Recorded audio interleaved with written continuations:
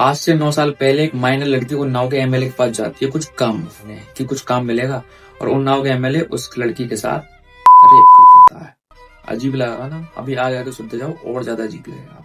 कुछ दिन बाद उसी एमएलए के गुंडे उस लड़की को किडनैप कर लेते हैं, उसके साथ 3 दिन तक गैंग रेप करते हैं, उसको ड्रग्स देते हैं और उसको छोड़ देते हैं। लड़की और लड़की के पापा कंप्लेंट लिखाने जाते हैं पुलिस स्टेशन। पुलिस वाले कंप्लेंट लिखते तो हैं लेकिन उस एमएलए का नाम पर नहीं, उन गुंडों के नाम पे।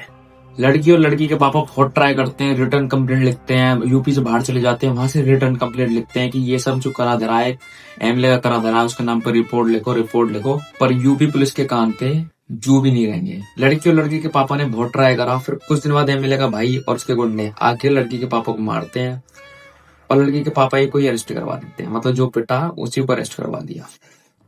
वाओ। फिर कुछ दिन बाद लड़की के पापा की डेथ हो जाती है जेल के अंदर ही। फिर लड़की के पापा की डेथ हो जाती है जेल के अंदर ही।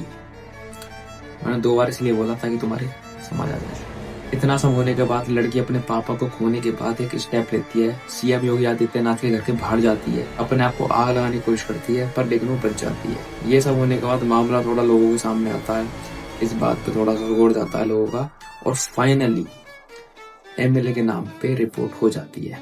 केस जो है दिल्ली कोर्ट तक जाता है। फिर कुछ दिन बाद लड़की, उसका लॉयर और उसकी 2 आंटी एक कार में जा रहे होते हैं कोर्ट हियरिंग के लिए, और एक ट्रक आता है बिना नंबर प्लेट का और उस गाड़ी को उड़ा देता है।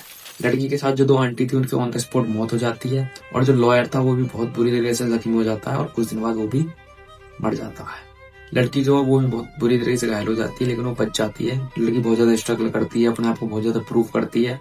उसके बाद फाइनली एमएलए को उम्र कैद की सजा सुना दी जाती है। कहानी यहाँ भी खत्म नहीं होती। अब उस केस को 9 साल हो चुके हैं और 9 साल बाद दिल्ली कोर्ट की तरफ से उस एमएलए को बेल मिल जाती है। इतना सब होने के बाद, अपने पापा को खोने के बाद, अपनी 2 आंटी को खोने के बाद, एक लॉयर को खोने के बाद वो अब तक सर्वाइव करती है, और जिसकी वजह से होता है उसको बेल मिल जाती है। फिर वो लड़की उस चीज के प्रोटेस्ट करती है, क्या ये इंसाफ है? तो उसके साथ ये सब होता है। अब मैं तुमसे क्वेश्चन पूछना चाहता हूँ, क्या ये देश रहने के लिए सेफ है या नहीं? जस्ट यस और नो कमेंट कर दो।